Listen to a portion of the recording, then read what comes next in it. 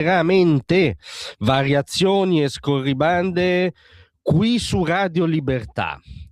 Allora, tutti noi abbiamo sicuramente una vita densa di impegni, può capitare che le cose si sovrappongono, non conosciamo il caso di specie, e quindi ci sarà sicuramente una spiegazione logistica, pratica, inattaccabile. Ciò detto, ci sembra che ci siano dei momenti della vita in cui sarebbe meglio esserci, anche nel proprio interesse, ma soprattutto nell'interesse delle persone, diciamo, su cui il proprio lavoro impatta fortemente, a maggior ragione se sono bambini. Di cosa stiamo parlando? Del fatto che ieri la garante dell'infanzia, Marina Terragni, scusate, ha incontrato nella casa protetta di Vasto i bambini della famiglia nel bosco, sapete, struttura da cui una settimana fa è stata allontanata la mamma Catherine, con delle scene obiettivamente di disperazione da parte di questi bambini. Ma qual è il punto a cui ci riferivamo?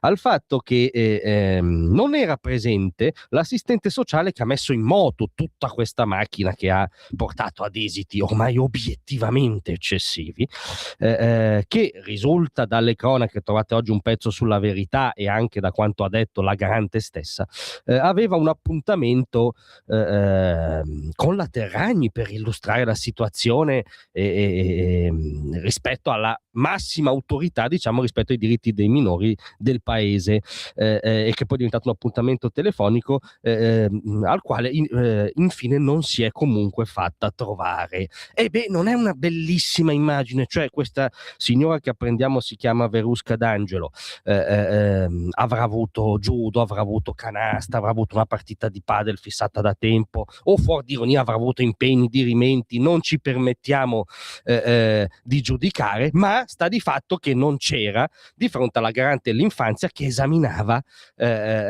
l'esito di questa macchina messa in moto, anche se non soprattutto da questa signora e dai suoi colleghi. Ebbene, non sembra deporre esattamente a favore di una serenità, no? Di un atteggiamento sereno da parte degli assistenti sociali in questa situazione che non è borderline, è oltre il limite. Ma stiamo alle impressioni che ne ha ricavato Marina Terragni, che ricordiamo non è una bieca reazionaria con la bava alla bocca, no? Marina Terragni ha una storia di femminismo dichiarato, militante, in nome del quale tra l'altro poi si è opposta e si oppone a tutte le derive LGBT e gender, proprio in difesa della specificità della donna. Ma ora non vogliamo uscire dal tema, è per dire che è un profilo, diciamo, competente e inattaccabile ideologicamente. Cosa ha detto la Terragni al termine della sua visita? Bisogna che ci mettiamo tutti con il massimo impegno per vedere di risolvere una situazione che continua a sembrare, confermo l'impressione, sproporzionata nel suo esito rispetto alle ragioni iniziali. Ci saranno state delle criticità, peraltro chi vi parla non vivrebbe in modo neorurale neanche 20 minuti, ma che da qui si ricavi il fatto che si strappano dei bambini al nucleo familiare, al papà e alla mamma, c'è un oceano in mezzo, no? Dice la Terragni in sintesi. E poi la parte ancora più interessante. Sono entrata qui e già da tempo avevo la sensazione che il difetto stia nel manico di questa vicenda. Cioè che probabilmente non ha funzionato qualcosa proprio nei primissimi mesi in cui l'assistente sociale, la signora che non c'è, che non si è fatta trovare neanche al telefono, ha preso in carico questa famiglia. Lì le cose si sono messe in un modo storto e non si sono più raddrizzate. Avrei voluto parlare con l'assistente sociale, sì, sarebbe stato vagamente utile, in primis per i 3 bambini, immaginiamo. Purtroppo qui non è venuta. Avevamo un appuntamento telefonico, però poi mi ha detto che non poteva parlarmi, e la sfortuna a volte quando si accanisce, non poteva essere fisicamente, all'ultimo ha avuto un contrattempo anche al telefono.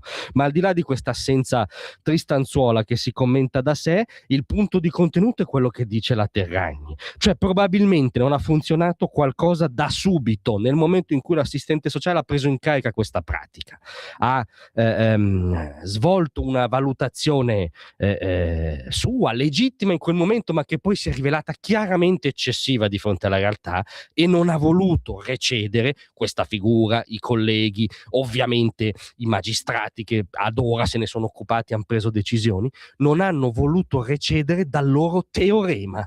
Guardate che questo è proprio uno dei problemi endemici della nostra giustizia, cioè il fatto che spesso professionalità come giudici o assistenti sociali si fanno un'idea anche come dire puntellata da buona fede, che diventa per loro un teorema inattaccabile, un dogma, e adeguano la realtà a costo di piegarla o mai negarla in base a quel teorema. È anche su questo che si vota al referendum, no? Il modello di giustizia che vogliamo, dove prevalgono i teoremi inquisitori o dove la realtà ha di nuovo i suoi diritti. Ma al di là del referendum, questo schema storto è obiettivamente inquietante al quadrato nella vicenda della famiglia Nel Bosco, perché se io in base a un mio teorema vado avanti col paraocchi fino a conseguenze estreme, quando in ballo c'è il presente e il futuro di 3 persone, quelle sono 3 persone in via di formazione, rispetto a cui dei luminari della psichiatria, non io e Simone qui a Radio Libertà che è in regia, dei luminari della psichiatria hanno detto che rischiano traumi già pesantissimi se non irreversibili, lì devo smobilitare un attimo dal mio teorema, no? Devo guardare in faccia la realtà, se no vuol dire che in questo paese abbiamo un grave, gravissimo problema col nostro sistema della giustizia. E anche per questo vi chiedo però di rimanere, perché a brevissimo abbiamo la nostra intervista settimanale. Vi aspetto, a tra pochissimo.